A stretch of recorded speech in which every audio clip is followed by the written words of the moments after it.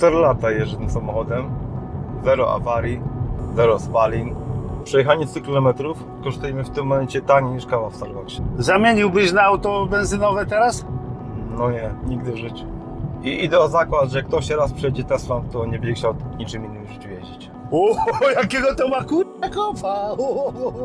Mnie Tesla przekonuje tym, że te superchargery są wszędzie i to jest banalne. Po prostu podjeżdżasz, podpinasz i temat zapomniany. To mi się bardzo podoba. A co ty sądzisz na temat samochodów elektrycznych?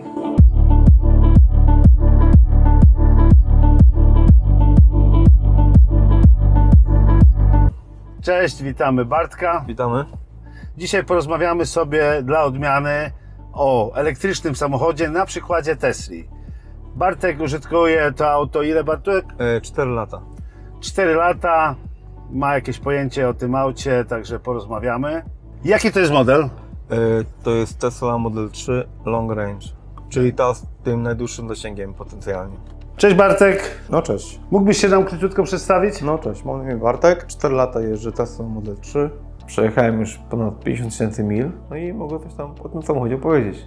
Powiedz mi, co sprawiło, że zdecydowałeś się na Teslę? No wiesz Grzesiu, zawsze się interesowałem motoryzacją i nagle coś się pojawiło nowego na rynku, samochody elektryczne. Jeżdżąc autostradą widziałem, jak te auta fajnie, wiesz, przyspieszają, jak to fajnie jeździ. I pojawił się Model 3. Pojechałem do salonu Tesli na jazdę próbną. Przejechałem się i się po prostu zakochałem w tym samochodzie. Sama jazda, to wszystko tak fajnie gładko jeździ, że to po prostu zakochałem się. A czy pamiętasz konkretnie, co sprawiło, że się zakochałeś w tym aucie? Ładnie, fajnie to wyglądało i to coś takiego nowego na rynku. Lubię nowości, coś takiego nowego na rynku, czego nigdy, wiesz, tego po prostu nie było. Tego naprawdę nie było wcześniej, tak? Aha, a słuchaj, no ale nie miałeś obaw, że to jednak jest elektryczne auto, że ono nie będzie daleko jeździło? No, czytałem o tym, troszkę zacząłem się tym interesować. Widziałem, że Tesla właśnie ma taki realny, fajny zasięg, że to nie jest jakiś tam 100 km, czy tam 100 mil, tylko to jest taki większy zasięg. No i dlatego się nazywa na to model Long Range, który ma największy zasięg. No i dla mnie to był strzał w dziesiątkę, bo to na moje potrzeby w zupełności wystarczy. I ten long range jaki ma zasięg? 250 mil spokojnie robię na autostradzie. 250 mil. To jest ile kilometrów? No to razy 1,6, no to będzie 400 km, tak plus minus? 400 km. Spokojnie, używając oczywiście klimatyzacji, używając normalnie, nie tak, że wiesz, powłączasz wszystko, bo niektórzy to wiesz, wszystko wyłączają i to jak, po prostu używam tego samochodu normalnie, wiesz, i spokojnie. Kiedy nastąpił moment, że stwierdziłeś jednak, że nie chcesz już aut spalinowych, tylko zostajesz przy elektryku? No chyba już pierwszego dnia, powiem Ci, jak zacząłem tym autem jeździć, to dla mnie to było coś, po prostu byłem w szoku, nie? To przyspieszenie tego samochodu, to jak to się trzyma drogi i właśnie ten zasięg, że to nie jest tak, że tego zasięgu Ci ucieka. BMK przed nami, ale nie ucieknie. Ale przyspieszeniem. Mówię Ci, no tak. Jak przyspieszył, to mi się wydawało, że jestem na wesołym miasteczku, właśnie takie przyspieszenie jest, no. To robi wrażenie. A czy miałeś obawę, że mimo pełnej baterii, jak będziesz tak troszkę szybciej jeździł, tak na początku jak się bawiłeś, że ta bateria zaraz się skończy i gdzieś ugrzęźniesz w polu, że tak powiem. Tak było, dokładnie tak jak mówisz. Ale nie bałem się, bo to widzisz, wszystko widzisz na monitorze, tak? Na ekranie widzisz w tym samochodzie, jak tej baterii Ci ubywa i to nie jest tak, że tego ubywa w sekundzie, tak? Że to już masz na przykład przykładowo 80% i za 3 minuty już masz tego 60% tej baterii. To tak nie działa, nie? Naprawdę ten zasięg jest realnie dość wysoki, tak? To nie jest tak, że tej baterii ubywa w mgnieniu oka. Wytłumacz mi tak. Planuję sobie dłuższą podróż, na przykład powiedzmy do Szkocji. Okej. Jak to wygląda tutaj na pokładzie tego auta? Na tablecie mamy coś takiego jak Naviguj. Stawiamy na przykład Edynburg. Trasa mnie trwa 6 godzin 20 minut i pokazuje nam po kolei, gdzie musimy się ładować. Czyli pierwsze ładowanie mamy w Newark, będziemy stali tam 13 minut. Tak, możemy zobaczyć, w tym momencie pokazuje nam, ile kosztuje nas 1 kWh na tym w Newarku, czyli 36 pensów kosztuje, tak? Scottish Corner, kolejny, będziemy stali 10 minut. Mnie by interesowało tylko mapa tych superchargerów i czym te superchargery się różnią od normalnych chargerów, czyli ładowarek. No na pewno są szybsze, To jedna rzecz, a druga rzecz... I to tutaj są te superchargery, czy jak to widać? Tak, to są wszystko superchargery Tesli. To mało coś jest tutaj. No ale nie potrzebujesz, no bo on ci pokazuje, pokazuje ci, gdzie musisz się zatrzymać. Aha. I w tym momencie w Newark mamy 9 wolnych stanowisk do ładowania. W Scottish Corner mamy 3 wolne stanowiska do ładowania. Masz tą Tesla już 4 lata. Jak zmieniło się Twoje podejście teraz do aut spalinowych i do aut elektrycznych? No powiem Ci, tak się zmieniło, że już mam drugie auto elektryczne, tak? Czyli co masz? Mam Nissana Leafa tej drugiej generacji. Założyłem sobie gniazdo do ładowania w domu i w tym momencie już nie chcę mieć auta spalinowego, po prostu raz, że taniej jeżdżę, a dwa, że nie wiem, jestem zadowolony, tak? Jestem zadowolony. Fajne jest w tych autach to, że możesz sobie zimą możesz je podgrzać, latem możesz je schłodzić, masz podgrzewane fotele, podgrzewane kierownice. Wiem, w autach spalinowych też to jest, no ale tu też to jest, tak? I to po prostu robisz wszystko z aplikacji w telefonie, tak? To jest fajne. No czy po 4 latach dalej byś kupił Teslę, czy może jakieś inne auto elektryczne? Wiesz co, teraz się fajnie, bo się pojawiło tych aut bardzo dużo na rynku, ale dla mnie to Tesla. Tylko i wyłącznie Tesla. Ten fakt, że ma tak rozbudowaną sieć superchargerów, że z tym nie ma problemu. Gdziekolwiek jedziesz, to po prostu, żeby to auto naładować, to jest banalnie proste. I że nie potrzebujesz żadnych aplikacji, nowych jakichś podpinania kart. Jak są superchargery, po prostu wjeżdżasz na nie wiem, miejsce, gdzie są te superchargery, wpinasz kabel do ładowania i temat zapomniany. Bo masz połączone swoją kartę debetową, masz połączoną z kontem Tesli. Tak? I jak podłączasz całą do ładowania, to w tym momencie pobierając te pieniądze z swojego konta. Na koniec ładowania zabierając z konta te pieniążki. Wytłumacz mi jako użytkownikowi Tak. aut spalinowych, a jak to wygląda to ładowanie w innych autach elektrycznych? Jakoś jest bardziej skomplikowane, czy? Znaczy jest o tyle skomplikowane, że w innych autach po prostu jest dużo operatorów do tych ładowarek. I po prostu często jest tak, że na przykład tak rozmawiałem właśnie z takim kolegą tam w Leicester, on ma takie auto, on ma jakieś tam Nissana, ma hybrydę plug-in. Mówi, że podjechał właśnie do takiego, chciał się podładować i że wpiął do gniazda ładowania i nagle patrzy, z konta zabrali mu 70 funtów tak zwanego upfrontu i dopiero potem oni z tego rozliczają. No a w Tesli tego nie masz, bo w Tesli po prostu wpinasz, jak podepniesz kabel do ładowania, na koniec ładowania, jak go odpinasz, dostajesz wiadomość, tyle i tyle zostało po prostu tak jakby zabrane z twojego konta. I to wszystko oczywiście widzisz w czasie realnym, w czasie rzeczywistym, wszystko na monitorze widzisz. Ile Ci kosztuje to ładowanie, ile kosztuje 1 kWh, wszystko widzisz. Jak długo się będzie auto ładowało, to wszystko jest banalnie proste po prostu. Też wiesz, nie chciałbym, żeby było, że jestem jakimś maniakiem Tesli, bo to nie o to chodzi. Po prostu jeżdżę tym samochodem i teraz kupiłem Leafa, mam drugie auto elektryczne, kupiłem tego Leafa. No i widzę, że to jest zupełnie dwa różne światy, to nawet nie ma co porównywać, nie, dwóch samochodów. Wiadomo, że ten Leaf jest dużo tańszy niż Tesla w zakupie. To jest w ogóle inne auto, miejskie. Ale to jest w ogóle to kompletnie co innego, to nawet nie ma co porównywać dla mnie. Ja do tego mam ten samochód, bo mieszkam tu w Wielkiej Brytanii, bo mamy dom i mamy tą ładowarkę teraz w domu założoną i to jest ten komfort. Ja mieszkałem w Polsce, mieszkałem w bloku i w tym momencie to nie miało dla mnie żadnego sensu, tak? Bo po pierwsze nie mam gdzie tego auta ładować, bo mieszkam w takim regionie Polski, gdzie tych ładowarek nie było w ogóle, a jak były, to były takie wolne, że to musiałem pojechać i stać 2-3 godziny, żeby się to auto naładować, to w tym momencie to nie ma sensu. No dobrze, miałeś jakieś dalsze wyjazdy tym autem? Tak, byliśmy 2 razy w Polsce, w 2021 roku i 2 lata temu, to był 2023, tak? Byliśmy w Polsce 2 razy. I pamiętam ten pierwszy wyjazd, jeżeli chodzi o Europę do granicy z Polską, to banalne, bo po prostu są superchargery wszędzie na trasie i podjeżdżasz, podpinasz, temat zapomniany. A w Polsce jest to troszkę było bardziej, w 2021 roku było to troszkę bardziej skomplikowane, bo tam, gdzie ja mieszkam, to tych ładowarek było kilka. A gdzie mieszkasz? Ja mieszkam w województwie zachodniopolskim, niedaleko Koszalina. I tam był problem po prostu, bo było kilka ładowarek, które tam ładowały z prędkością 20 kW, 7 kW, no to są wolne ładowarki, tak? To potrzebujesz długo, żeby się naładować. A ile razy ładowałeś, że Ci tak przerwę w jedną stronę jadąc? Jadąc do Polski około 5 razy. 5 razy? Pamiętam, pierwszym razem chyba 5 razy, drugim razem chyba więcej, bo sam syn mnie tam troszkę tak, wiecie, motywował, żeby szybciej pojechać w Niemczech tam, bo po prostu on lubi tak wiele. No wiadomo, lubi autostrady. samochody, a wiadomo, że jak szybciej jedziesz, to zużywasz tego prądu szybciej i musisz doładować na samochód częściej. Nie? To więc może raz chyba żeśmy ładowali ekstra, tak jakby, nie? Rozumiem. Grzegorz, są takie śmieszne pieniądze, że po prostu ja na to w ogóle nie patrzę. O pieniądzach zaraz będziemy rozmawiali. Okay. Jeszcze zapytam Ciebie odnośnie, jak długie są postoje, bo Ty mówiłeś, że 5 razy musiałeś się zatrzymać przy jeździe do Polski i jak długie są postoje? To zależy, jak chcesz na to naładować, bo on tam między powiedzmy te 20-80% on się w miarę szybko ładuje. A już powyżej 80% ładuje się wolniej. I dlatego nie ma sensu stać i ładować się na 100%, bo ta sieć superchargerów jest tak rozwinięta, że po prostu starczy ci tego prądu, żeby się między tym 20, jak doładujesz 20-80%, to tego prądu ci starczy, żeby dojechać do kolejnego superchargera, gdzie staniesz na 20 minut, pół godziny na przykład i jedziesz dalej, tak? Masz czas tylko, żeby pójść sobie kupić jakąś kawę, czy skorzystać z toalety, powiedzmy, czy zamknąć oko na te 15 minut, powiedzmy, mniej i dalej jedziesz, nie? Czyli ile i jak długo Cię wyniosła trasa z Leicester do Polski? Ile godzin? Wiesz co? Pamiętam teraz, ostatni raz jak byliśmy, wyjechaliśmy z domu chyba o godzinie 15. Na Eurotunelu byliśmy chyba o godzinie jakoś tam przed 19.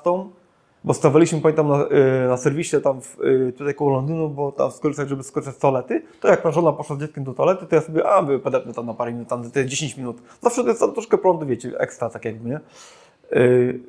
Wjechaliśmy na Eurotunnel i się okazało, że możemy przejechać wcześniej, tam godzinę wcześniej, to mówię, tylko po prostu doładowałem tego prądu, żeby mieć tylko, oczywiście fajne jest to, że ten tablet w Tesla pokazuje Ci, jak wyznaczysz sobie trasę na przykład do Polski, tak jak jadę, on Ci pokazuje, gdzie musisz stanąć, jak długo musisz stanąć, ten tablet wszystko planuje trasę całą, nie?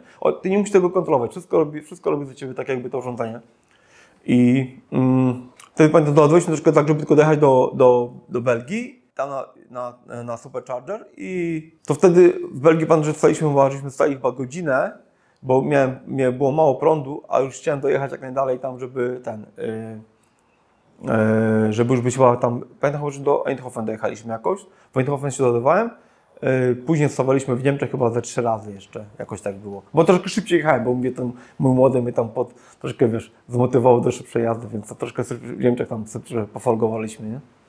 Więc... Czyli nie było problemów z ładowaniem, a jeszcze coś tam mówiłeś, że w Polsce troszkę jest gorzej to rozwiązane, mianowicie co konkretnie? Znaczy się, było gorzej, bo już jest fajnie, bo w Szczecinie zrobili już superchargery, tak żeby tym już dużo łatwiej, bo wcześniej musiałem w Niemczech przed polsko-niemiecką granicą, tam też były superchargery i tam się wtedy ładowałem na 100%, żeby dojechać do domu i coś tego prądu, żeby było. A w tym momencie już właśnie sobie mogę spokojnie tę ładowarkę w Niemczech ominąć, bo sobie dojdziemy do Szczecina, wtedy w Szczecinie sobie podepniemy na samochód, naładujemy do tych tam 100% i spokojnie potem mamy tam 150 km od Szczecina, także będziemy mieli jeszcze pół baterii spokojnie, jak dojdziemy do mnie do domu.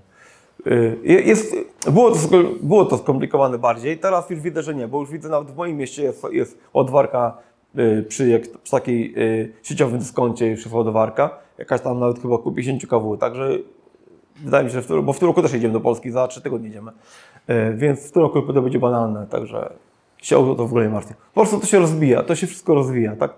To z dnia na dzień się wszystko rozwija. No. Miałeś jakieś awarie, problemy serwisowe? W czasie jazdy nic. Nigdy nie było tak, że to auto mi na przykład stanęło i miałem jakiś problem, że jakieś tam recovery wzywałem, czy jakimś tam holowaniem, coś takiego. Takiej sytuacji nie było. Miałem sytuację taką, że na kierownicy pojawiły się takie, ona jest podgrzewana i to jest taka sztuczna skóra i pojawiły się takie od tych sprężynek, które podgrzewają ją, takie ostrzacenia się pojawiły. Więc w Tesli działa to tak, że w telefonie mam aplikację i jak jest jakiś problem właśnie z tego typu właśnie z tą kierownicą, wysyłam im po prostu zapytanie, że jest taka sytuacja. Oni oczywiście zaakceptowali to, przysyłają Ci wtedy, dają Ci dostajesz kilka lokalizacji, gdzie jest serwis. Nikt Ci nie wyznacza, gdzie masz jechać. Masz kilka lokalizacji, do których możesz jechać. Ja sobie wybrałem Nottingham i miałem też kilka terminów, w które mogę przyjechać. I później coś jeszcze się pojawiło, że ktoś zaczął stukać w zawieszeniu jeszcze, więc jak miałem tą umówioną wizytę z tą kierownicą, na zmianę tej kierownicy, więc dopisałem sobie jeszcze, że jakieś są stuki w zawieszeniu. Oczywiście zostało to wszystko zaakceptowane, wyznaczony termin, pojechałem, auto, tyle, po prostu tak? auto, Nawet powiem Ci śmieszna sytuacja, bo ja wchodzę tam do serwisu i tam zaparkowałem samochód i do pani mówię, że czy potrzebuję kartę, że chciałem mi dać kartę, żeby mógł, wiadomo, mechanik wyjechać do garażu. Ona mówi, że ona nie potrzebuje karty. Oni po prostu ją zdalnie sobie otworzyli, zdalnie nią wjechali, rozumiesz? To mnie rozwaliło mi system po prostu. Po prostu w serwisie oni podszedł gościu do samochodu, wsiadł do niego i przyjechał, tak? W jakimś trybie serwisowym, nie? To było śmieszne. I oczywiście wszystko w ramach gwarancji, za nic nie musisz płacić. Kawa, herbata, ciasteczko jakieś, nie? Tam zrobiłem sobie jeszcze jazdę próbną, mieliśmy, bo tam parę godzin czekałem, bo to zaaplikowałem w telefonie o jazdę próbną nowym modelem Y. Przejechałem, wziąłem nowy model Y, tam na jazdę sobie pojechałem nowym modelem Y, się przejechać po Nottingham. Śmiesznie było. Ty to auto miałeś nowe, od nowości, tak? Tak, od nowości. Interesowałoby mnie, jak wygląda sprawa serwisowania w elektrycznym, bo wiadomo, w spalinowym wymiana olejów po jakimś tam iluś tysiącach kilometrów, a jak to wygląda w elektryku? Bierzesz auto i jak wygląda serwisowanie? Tesla chyba jest pierwszym modelem, który się nie serwisuje tak co roku. Po prostu jak tam jest coś takiego, jak coś się dzieje, tak jak miał właśnie tam kierownicę, czy tam coś mi stukało, po prostu wysyłasz do serwisu zapytanie z sytuacją, która się wydarzyła, co się dzieje i oni po prostu umawiają wizyty, jedziesz i oni ci to naprawiają. A oni jakieś gwarancje dają? Jest gwarancja. Na co dają tą gwarancję, jaka długa jest? Tak, z tego co widzę tu w aplikacji, to jest napisane, że jest niby taka podstawowa gwarancja na samochód jest 4 lata lub 60 000 mil. To ile jest kilometrów? Czekaj. 60 000 mil to jest jakieś 90 000 kilometrów. Okej, no. A bateria i na drive unit jest na Tesla 3 model range, long range jest 8 lat lub 120 000 mil, czyli na baterię masz na baterię chyba na silnik elektryczny, mi się wydaje, będzie 8 lat lub 120 000 mil. Powiedz mi, jakie są Twoim zdaniem największe zalety Tesli w porównaniu z samochodem spalinowym? Znaczy, z tego co wiesz, co ja użytkuję, mi się podoba to, że zawsze mam moc, wiesz, zawsze jak się włączam do ruchu, czy jak spod świateł jak ruszam, czy jak chcę na jakimś rondzie, czy chcę wyprzedzić, naciskam po prostu na pedał przyspieszenia i on po prostu ten samochód jedzie. Gładziutko, płynnie od samego dołu, to cały czas równomiernie przyspiesza. To jest bardzo fajne, naprawdę, to mi się tak podoba. No a druga rzecz, że koszty utrzymania, no bo prąd jest, jeszcze zwłaszcza jak masz ładowarkę w domu, to już w ogóle 7 pensów płacę za kilowatogodzinę, no to koszt naładowania baterii 50 kWh razy 7 pensów, 5 razy 7, 3,5 funta mnie kosztuje. No to Grzegorz, no to... 3,5 funta razy liczby 5, to ile jest w złotówkach? No nie wiem, jakieś 20 zł, tak? I w Polsce też naładowanie baterii 20 zł kosztuje? Nie mam pojęcia, ile w Polsce kosztuje, bo nie w Polsce jak ten. Ja ci mówię z gniazdka takiego w domu, jak ja to mam, tak? Te gniazdko takie, tak? Aha, czyli z gniazdka w domu Tak. na dzień dzisiejszy... Tak. 7 pensów mam anytime, czyli mam przez całą dobę, mogę ładować za 7 pensów za 1 kWh. A realny koszt przejechania 100 km to jest tak między 15 a 20 kWh, tak kosztuje. Tak Mów w pieniążkach, mów w pieniążkach. No te 20 kWh to masz, no to jest 20 kWh razy 7 pensów, no to masz 2 razy 7 to jest funt 40, tak? Bo bateria w Tesla ma 77 kWh, ta bateria, którą miałam. Więc ładujesz, powiedzmy, przykładowo 50 kWh ładujesz. No to masz 50 kWh razy 7 pensów, 5 razy 7, czyli to jest 3,5 funta. No to wychodzi niecałe 20 zł wychodzi, tak? I na tym prądzie praktycznie tydzień mogę do pracy przejeździć. To 240 km, tak? Powiedzmy, 250 km powiedzmy robię, na jednym ładowaniu spokojnie to mi kosztuje 3,5 funta. A jak to wygląda, jak musisz ogrzewać? Ogrzewanie? Tak, no, też wiadomo, że to ciągnie prąd, też zużywa prąd samochodu. Ale to nie są jakieś takie tam, nie wiadomo jakieś tam To ilości. ile mniej kilometrów zrobisz? O, jest. No nie wiem, Grzegorz, nie powiem ci tego, bo ja tego nigdy tak nie liczyłem. No, zużywa. Wiadomo, jak jest zima, to też ładowania są częstsze, bo to grzejesz, masz podgrzewaną kierownicę, podgrzewany fotel, a robisz sobie też w samochodzie ciepło, jak wsiadasz w samochód rano, jak idę z hotela do samochodu, odmrażam, masz tak funkcję tak zwane odmrażania, czyli sobie, jak są szyby zamarznięte, włączasz sobie w aplikacji w telefonie 21 stopni czy 22, podgrzewany fotel, podgrzewana kierownica, 5 minut i masz wszystko odmrożone. Wsiadasz i jedziesz do ciepłego samochodu, wsiadasz i jedziesz. Jakie są minusy Tesli? Wiesz co, no, taki podstawowy pierwszy, tego, bo te tylne opony tak szybko się zużywają. To jest jedna rzecz, bo tam jest duża moc przenoszona na tę tylną oś, tam i samochód jest ciężki, waży 800, to pierwsze. I druga rzecz, która mnie drażni, to też jest to nierozwiązane, wiesz co, jak używasz spryskiwacza, to on po prostu, jak te wycieraczki tak pracują, że one wszystko idzie na boczną szybę, wiesz? Jak jedziesz i używasz spryskiwacza, to w cały ten płyn ze spryskiwacza wszystko to idzie z przedniej szyby, idzie na boczną. Na momencie masz boczną szybę całą mokrą, wiesz? To mi się to bardzo nie podoba i to mnie drażni po prostu. To w sumie takie kosmetyczne, a nie wiem, tak. Jakieś twarde zawieszenie, jakieś stópki, zgrzytanie, nie ma czegoś takiego. Zaraz przejdziemy, zaraz zobaczysz. Zobaczysz, Grzesiu, 50 000 mil przejechane, 4 lata samochód. Wsiądziesz w niego, zobaczysz jak ten samochód jeździ. Dobra, muszę jechać. Czyli tak, wrzucamy drive. Ręczny się sam steguje? Tak. Tylko na gaz. Na gaz? Jedzie, kurczę. Dobra, kierunki. O. Dlaczego to mi... Ale czuć, że jest ciężka, wiesz? No bo to na 800 waży. U mnie możesz.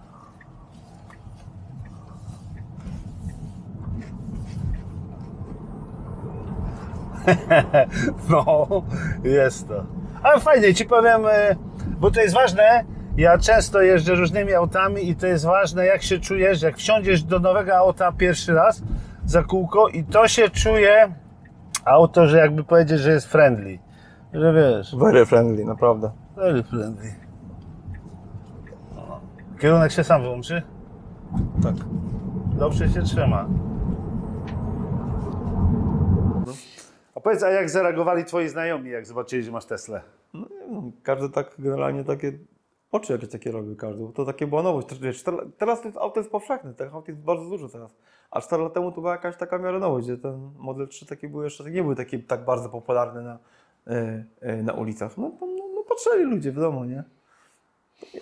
Ja nie mam tego samo dla ludzi, ja mam to dla siebie po prostu, wiesz, nie? To mnie tam akurat, mnie to obchodzi, jak co tam ludzie o mnie myślą, bo ja wiem, co ja myślę i moja żona bardzo lubi tym samochodem jeździć, nie wiem czemu, po prostu uważam, że ten samochód, ja myślę tak chyba, że ten samochód jest bardzo przyjazny dla kierowcy, dlatego tak jeździ, tak jest to... Miałem zapytać o koszt utrzymania, ale praktycznie ty masz auto w leasingu, czyli nic nie płacisz, tak? Czy jak to jest? Znaczy tylko płacę leasingową, tak?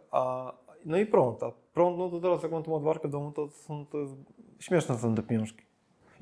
Bo w ramach tego leasingu mam wymianę opon i wymianę szyb jeszcze. W ramach tego leasingu, także ja się nie martwię po prostu wymianą opon. Na przykład miałem taką sytuację, że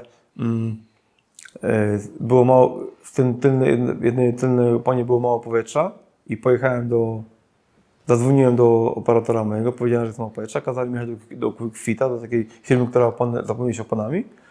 I pan zobaczył do mnie, że to jest mało powietrza, ale za drugą pan też jest nieciekawa, więc po prostu założyli mi dwie nowe opony z tyłu. A co się lepiej opłaca, wziąć w leasing Teslę czy kupić Teslę? Wiesz co, ja mam tyle fajnie, że ja mam to z pracy od siebie. Ja byłem w Tesli, generalnie w garażu, tam w salonie Tesli byłem i właśnie pytałem się pana, co zrobić, czy tak. I pan mi poradził, że lepiej właśnie wziąć w pracę, dlatego że u mnie w pracy jest tak, że ten samochód zabierają przed podatkiem. Czyli jak zarabiasz brutto, tak, to od tej sumy brutto zabierają za samochód i dopiero od tej pozostałej kwoty płacisz podatek. Czyli w tym momencie tak płacisz mniejszy podatek, tak jakby, nie? A tak jakbym wziął samochód w Tesli, sobie wziąłbym jakiś tam finance w Tesli, to musiał zapłacić tam podatek i w pracy podatek. To 2 razy zapłacić ten podatek, bez sensu, nie? A tu płacę tylko raz. Aha, i planujesz dłużej tym autem jeździć? Wykupić? Jakie są opcje? Jeszcze mam rok, bo miałem 4 lata, ale dostałem maila, że jak chcę, mogę przedłużyć jeszcze o rok, więc to przedłużyłem jeszcze o rok i teraz w przyszłym roku w maju prawdopodobnie go wykupię. Zobaczymy to jeszcze, jaką oni cenę za niego zaproponują i prawdopodobnie go wykupię. No bo mi się po prostu ten samochód nic nie dzieje, no naprawdę. I przez te 4 lata ten realnie zasięg nie spadł, no tam 3-4 mile może mniej, tak? No to co to jest? Przy 50 000 mil? No przecież jest śmieszne, nie? Właśnie wyjąłeś mi pytanie z ust, bo miałem się spytać, jak to jest z kupnem używanych aut elektrycznych? O co się trzeba bać? O baterię? No tak, ale bateria do 8 lat ma gwarancję, tak? Ale widzę, no tak, ja bym też bym się tego bał kiedyś, ale widzę, że po tych 4 latach, no nic się nie dzieje, kurczę. Przypomnijmy tak, auto masz 4 lata, tak. Przejechane 50 000, czyli to jest 80 000 km, 50 000 mil. I nic, tak? Nic na gorsze. Nic. Zasięg się nie zmieścił? 4, może 5 km w dół. Mhm. Czyli tak jak używasz to auto już 4 lata, jak myślisz, ile ono można spokojnie takim autem bez bólu głowy jeździć? Nie mam zielonego pojęcia, to jest dobre pytanie, ale no widzisz, na razie nic nie dzieje. Dychę 10 lat można jeździć, tak? Wydaje mi się, że tak. Zwłaszcza teraz nawet, już teraz nie ma tak, jak było kiedyś. Teraz można wymienić jedną celę z baterii. Teraz nie trzeba całej baterii wymienić. Teraz są już teraz garaże, które, jak masz na przykład uszkodzoną baterię, to ci wymieniają tylko jeden moduł tej baterii. Nie musisz całej baterii nowej kupować. Możesz wymienić tylko jeden moduł i dalej jeździć. Nie ma z tym żadnego problemu. To już są te czasy, co były kiedyś, tak? Że każdy się bał tego dotknąć, tak? Każdy się bał tego, bo to było coś nowego. Teraz wszędzie to już naprawiałem, wszędzie to robią. Myślę, że nie ma z tym problemu. Zresztą Tesla to jest prosty samochód, a nie ma się to psuć za bardzo. No i teraz właśnie powiedziałeś, że Tesla to jest prosty samochód, tam ani skrzyń biegów nie ma, Dokładnie. ani nic. Ani turbo. Ani turbo, a nie uważasz, że ona jest za droga? No jest droga, ale wiesz, to jest droga, ale to każdy kierunek ma dwa końce, bo płacisz za ale płacisz za tą sieć superchargerów, gdzie masz w całej Europie masz, tego jest wszędzie pełno, nie ma z tym żadnego problemu. Nawet w Polsce już to powoli, ale to się rozwija ciągle, no. A już to mówię Polska, ale wjeżdżając do Europy, tak jak Holandia, jak Belgia, jak Niemcy, tego jest wszędzie pełno. I jest po 10-12 stanowisk wstajesz, podpinasz, ładujesz i jedziesz dalej. A nie uważasz właśnie, że teraz chińska konkurencja troszkę ukróci Tesli te ceny? No niby tak, tylko że teraz ta chińska konkurencja nie ma swojej sieci ładowarek. Musisz korzystać z tych ładowarek właśnie takich, co mówiłem o tym wcześniej, że musisz ściągać jakieś aplikacje, jakieś wiesz, takie różne dziwne rzeczy robić. A w Tesli tego nie masz. Ale Tesla na początku, jak wchodziła, też nie miała dużo tych stacji ani ładowarek, a Chińczycy teraz wchodzą. Czyli jak myślisz, jak to Nie wydaje mi się, żeby Chińczycy tak pobudowali taką sieć super ładowarek jak ma Tesla. Nie wydaje mi się, nie wierzę w to. A czemu? Co pozwoli Chińczykom teraz tutaj jakieś grunty kupić pod ładowarki? Ja w to po prostu nie wierzę. Widzisz, że Anglia pozwala Chińczykom kupić jakieś grunty pod ładowarki gdzieś? A czyli po prostu konkurencja nie dopuści? Tak mi się wydaje, że raczej tak, wiesz. Tesla to jest amerykańska. Wielka Brytania z Anglią jest bardzo mocno silnie połączona, tak? To jest w ogóle Nie wydaje mi się, żeby tak Chińczycy... Fajne są auta chińskie, mi się też one podobają. Ten BYD, ładny samochód, naprawdę są ładne samochody. I coraz więcej tego wchodzi. Są konkurencyjne cenowo. Tylko ciekawe, czy ta jakość, czy idzie jakość w parze z tą ceną, tak? To jest jeszcze, wiesz, ważne. Czas po prostu pokaże. Dajmy szansę, ale niech pojeżdżą za 3-4 lata te samochody, zobaczymy wtedy, jak to będzie wyglądało, nie? Czyli podsumowując, ty planujesz zostać przy elektrykach, tak? No tak. Kupiłem te gniazda do ładowania, to z myślą o tym, że tylko auta elektryczne w tym momencie. Na pewno, nie? Nie chcę wracać do benzyniaków. Już nie, ani diesli. Bo mi się fajnie tym jeździ, po prostu. No jest to fajne, wygodne i przyjeżdżam do domu, wracam z pracy, podpinam do ładowania i auto mam rano naładowane i po prostu jadę do pracy, nie? Dalej, nie? Czy tam gdziekolwiek. A co byś powiedział ludziom, którzy są niezdecydowani, a chcą kupić elektryka? Ja bym proponował, żeby szli w to, bo to jest naprawdę fajna rzecz. Fajnie z tym jeździ, fajnie z tego używa. I nie bałbym się tego, bo to już jest technologia sprawdzona, mi się wydaje, po tylu latach. Te auta jeżdżą, zasięgi mają tutaj pełne ogłoszeń, tu mają auto po 100-130 cm najechane i te auta, bo zawsze można sobie auto sprawdzić przed zakupem. To też jest tak, że baterie tak się nie psują, że nagle ci auto przestaje działać, że bateria się zepsuła kompletnie. Jeżeli na przykład auto ma dużo przejechane, tych mil, to można, na przykład jakaś tam cela nie działa, to można tylko wymienić jeden moduł tej baterii, nie musi całej baterii wymieniać. I to nie kosztuje jakieś tam nie wiadomo jakie pieniądze. Zobacz teraz, jak ci padnie silnik w aucie spalinowym, ile musisz zapłacić za nowy silnik. Jakieś części do auta spalinowego teraz. Weź teraz nowe auto spalinowe, 3-4-letnie, niech coś się w tym aucie stanie, już po gwarancji. Zobacz jakie masz koszty. Przecież to jest też masakra, jest, tak? No tak. A w tych autach nowych to jest tragedia. A teraz ta ekologia zabija te samochody, tak? Ta ekologia, te wszystkie diesle, co są, to przecież to zabija te samochody. Tam jest teraz tyle rzeczy, które się mogą popsuć, teoretycznie. To jest masakra. Ja bym się bał takiego auta, właśnie jakiegoś diesla takiego nowego, dużego diesla nowego, bo jak coś się stanie, to człowieku to płaczesz i płacisz. Dokładnie. I nie ma zmiany, tak? Tak, dokładnie. I nie ma zmiany. To ekologia zabija te samochody. A tu nie masz nic, nie masz skrzyni biegów, nie ma turbo, nie masz jakiegoś paska rozrządu, nie masz łańcuszka rozrządu, nie masz dwumasy. Nie ma nic, nie ma co się psuć. Jest silnik elektryczny i bateria, nic więcej. A mówiłeś, że masz drugie auto. Tak, mam Leafa tej drugiej generacji. I jakbyś porównał Leafa No wiadomo, do Tesli... jest to przepaść, ale ten Leaf też nie jest zły, no bo to takie auto, żeby do pracy tym jeździć. No dobrze, a mnie by interesowało zasięg. Czy dużo No mniejszy jest? nie, Leaf tam ma jakieś tak, realnie zrobisz jakieś tam 100 mil, może 120 gdzieś maksymalnie. On tam niby pokazuje jakieś tam cuda na kiju, ale to jest nieprawda. Tak, do 100 mil można zrobić tak, no, przy takiej spokojnej jeździe.